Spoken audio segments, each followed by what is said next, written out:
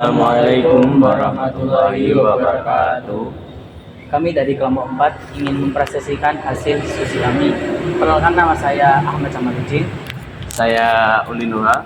Saya Trinal Sita dan teman kami yang berhalangan hadir, Ansori. Pengertian manajemen sumber daya manusia. Manajemen sumber daya manusia merupakan suatu proses mengenai perencanaan, perorganisasian, pengendalian kegiatan yang berkaitan dengan analisis dan evaluasi, pekerjaan pengadaian, pengembangan, kompensasi, promosi, dan pemutusan kinerja kerja untuk mencapai tujuan yang telah ditetapkan. Fungsi pengorganisasian dan manajemen sumber daya manusia. Fungsi pengorganisasian ialah agar dalam pembagian tugas dapat dilaksanakan dengan penuh tanggung jawab. Pengorganisasian juga dapat mempermudah manajer dalam melakukan pengawasan, menentukan orang yang dibutuhkan untuk melakukan tugas yang akan dikerjakan, dan mengatur individu untuk memastikan semua bagian bekerja secara efektif. Fungsi manajemen sumber daya manusia. Fungsi manajemen sumber daya manusia tidak lain untuk melatih keterampilan karyawan, membangun hubungan antar karyawan, mempertahankan budaya organisasi, evaluasi kinerja karyawan, dan merencanakan kebutuhan manajemen sumber daya manusia untuk memastikan perusahaan memiliki karyawan yang baik dalam menjalankan kegiatan perusahaan.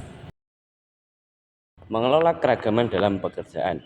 Keragaman dalam organisasi menjelaskan bentuk utama dalam keragaman tenaga kerja dalam memaksimalkan potensi sumber daya manusia yang beragam. Dalam berbagai karakteristik perbedaan individu yang mempengaruhi tingkat kepuasan kerja, setiap individu memiliki perbedaan yang perlu dikenali untuk memaksimalkan potensi para pekerja. Hal ini luput dari perhatian manajer. Manajemen keragaman yang efektif justru mampu meningkatkan potensi keberhasilan organisasi di masa yang akan datang. Tingkat-tingkat keragaman. Keragaman level permukaan. Perbedaan dalam karakteristik yang mudah dinilai seperti jenis kelamin, ras, etnis, umur, atau kecacatan yang tidak selalu merefleksikan cara orang berpikir atau merasa, tetapi dapat memunculkan stereotip tertentu. Keragaman level dalam.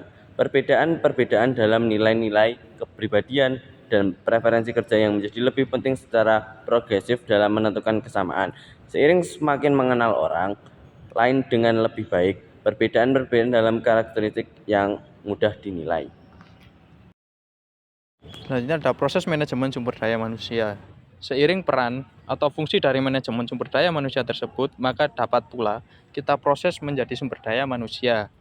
Proses yang dimaksud di sini adalah segala tahapan yang berkaitan dengan upaya yang dilakukan dengan dimulai dari perencanaan, planning, sumber daya manusia, perekrutan, penempatan tenaga kerja, pembinaan dan pengembangan tenaga kerja, serta pemeliharaan tenaga kerja pada posisi dan kualifikasi tertentu sesuai dengan persyaratan yang telah ditentukan. Contoh proses manajemen sumber daya manusia, yang pertama ada perencanaan kebutuhan SDM, 2. menyediakan tenaga kerja, ketiga mengembangkan karyawan, keempat pemeliharaan karyawan, kelima memanfaatkan dan mengoptimalkan karyawan. Dari pemaparan materi yang telah saya dan rekan-rekan saya jelaskan, di sini kita memiliki kesimpulan. Yang pertama, fungsi perorganisasian dan manajemen sumber daya manusia. Perorganisasian dalam manajemen SDM pada suatu institusi tenaga kerja yang efektif untuk mencapai tujuan organisasi ini melibatkan pembagian tugas, pengelompokan pekerjaan, penetapan hierarki, dan koordinasi kegiatan. Yang kedua, yakni proses manajemen sumber daya manusia. Proses ini terdiri dari berbagai tahap yang saling berhubungan: perencanaan tenaga kerja, rekrutmen dan seleksi, orientasi dan pelatihan, manajemen kinerja, pengembangan karir, dan kompensasi serta manfaat. Yang terakhir, yang ketiga, manfaat keberagaman dalam pekerjaan. Ini melibatkan penerapan kebijakan dan praktik yang menghormati memanfaatkan perbedaan dalam gender, usia, etnis, budaya, dan latar belakang pendidikan, dan lain-lain.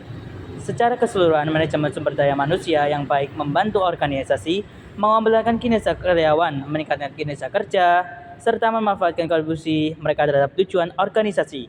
Semuanya dengan memperhatikan pentingnya keberagaman dan inklusi. Sekian, terima kasih.